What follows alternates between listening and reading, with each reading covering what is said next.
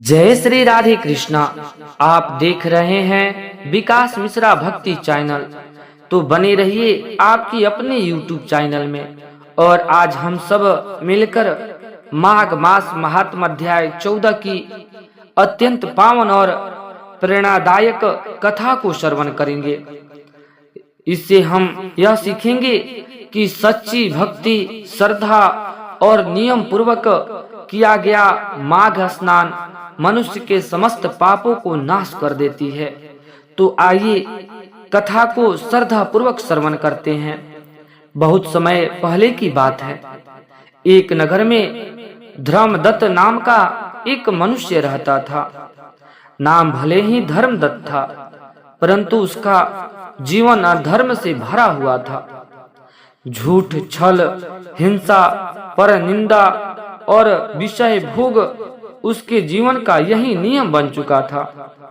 एक दिन संयोगवश वह माघ मास में गंगा तट पर जा पहुंचा। वहां उसने देखा ऋषि, ब्राह्मण, स्त्रियां और वृद्ध जन प्रातः काल ठंडे जल में स्नान कर रहे हैं, हरि नाम का स्मरण कर रहे हैं। धर्मदत्त ने उपहास करते हुए पूछा, इस ठंड में यह सब क्यों कर रहे हो? एक वृद्ध साधु महाराज ने शांत स्वर में कहा, वस्तु यह माघ मास है। यह स्नान नहीं, यह आत्मा का शुद्धिकरण है। यह जल नहीं है, साक्षात लक्ष्मी नारायण की कृपा है। धर्मदत्त के हृदय में पहली बार कोई मधुर स्पर्श पहुंची। अगले दिन गंगा में स्नान किया। न व्रत जानता था और ना ही मंत्र जानता था और ना ही विधि भी जानता था। बस मन में एक ही भावना था, हे प्रभु, यदि आप सचमुच में दयालु हैं तो मुझे भी अपना लीजिए। मुनि कहते हैं, हे राजन, केवल एक माघ स्नान से, वह भी श्रद्धा से, धर्मदत्त के जीवन की दिशा बदल गई। उसने मांस मदिरा त्याग दी और सत्य और दया का मार्ग अपना लिया और माघ मास भर नियम पूर्वक स्नान, दान और हरि स्मरण किया। जीवन के अंत में यह जब जमदूत आए तो विष्णु दूत ने उन्हें रोक दिया। उन्होंने कहा, यह माघ स्नान का अधिकारी है, इसके पाप जल चुके हैं। और धर्मदत्त भगवान विष्णु के धाम को गए। हे मुनिवर, तब मुनिवर बोले, राजन, माघ मास में किया गया थोड़ा सा भी पुण्य असंख्य जन्मों को पाप को नष्ट कर देता है।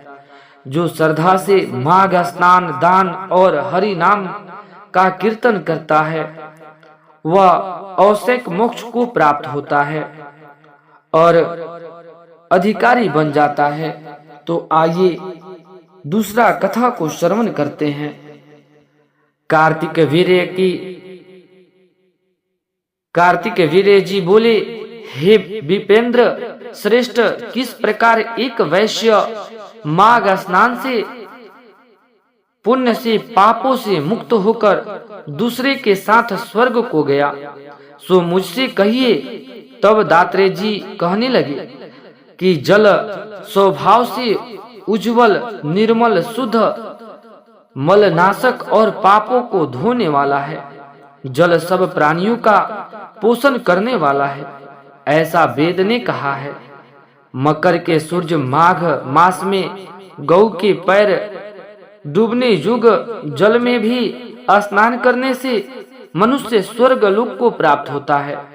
यदि सारा माघ स्नान करके अशक्त हो तो 3 दिन ही स्नान करे तो सब पाप नष्ट हो जाते हैं। जो व्यक्ति थोड़ा ही दान कर ले, वह भी धनी और दीर्घायु हो जाते हैं। 5 दिन स्नान करने से चंद्रमा के सदृश शुभमान हो जाते हैं।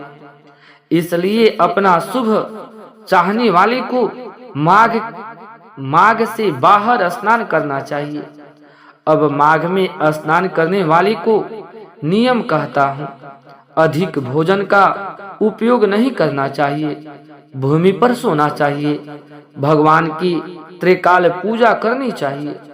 ईंधन, वस्त्र, कंबल, जूता, कुमकुम, घृत, तेल, कपास, रुई, वस्त्र तथा अन्न का दान करना चाहिए।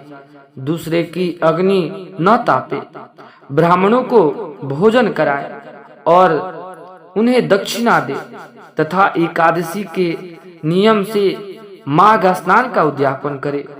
भगवान से प्रार्थना करे कि हे भगवान, हे देवता, इस स्नान का मुझको यथा फल दीजिए। मौन रहकर मंत्र का उच्चारण करे, फिर भगवान का स्मरण करे। जो मनुष्य श्री गंगा जी में माघ में स्नान करते हैं वे 4000 युग तक स्वर्ग में नहीं गिरते। जो कोई माघ मास में गंगा और जमुना का स्नान करता है वह प्रतिदिन 1000 कपिला गौ के दान का फल प्राप्त करता है। इस प्रकार से माघ मास महात्म अध्याय 14 की कथा समाप्त होती है। तो प्रेम से बोलिएगा विष्णु भगवान की जय, दात्रेय जी भगवान की जय। तो आप सभी को यह कथा अच्छा लगा हो तो चैनल को जरूर से जरूर सब्सक्राइब कर दे, ताकि आगे आने वाली वीडियो आप सभी के पास जल्द से जल्द पहुंच जाए।